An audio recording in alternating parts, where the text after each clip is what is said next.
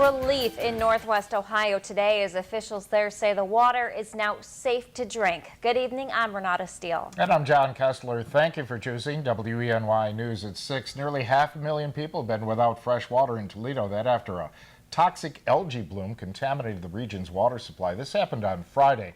The toxin could make people very sick and even become more concentrated if those people try to boil the water. That's right, and WENY's Samantha Potter looked into what emergency measures Chemung County has in place if something like this ever happened here. Samantha. John and Renata, the name of the toxin is called microcystin. It's so serious Toledo residents couldn't even use the water to wash their hands or dishes, and in some cases even bathe.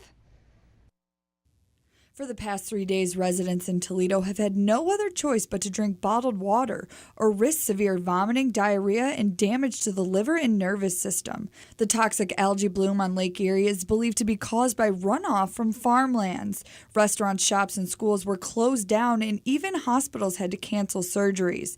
But after a long weekend, Toledo's mayor declared Monday the water is now safe. I'm pretty thirsty right now because it's been a long night. This led WENY to investigate and find out what would happen if the city of Elmira's water supply became contaminated. The Elmira Water Board told me that more than 70% of Elmira's population gets their drinking water right here at the Chemung River. If the Chemung River was compromised, Mark Ledeuce of the Elmira Water Board says there are other sources of water they can take from. And we do have additional interconnects with some area systems we can draw from the Horseheads or the Big Flat system also.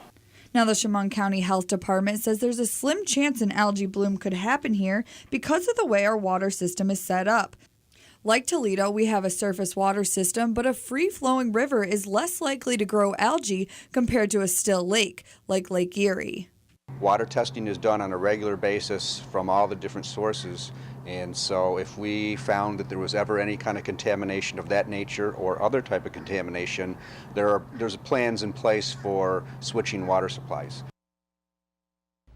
The county would like to reassure residents that it's highly unlikely that the Chemung River could be contaminated by an algae bloom. But if it were to become contaminated, they have an emergency plan in place that could supply tap water to residents. Reporting live in the studio, Samantha Potter, WENY News.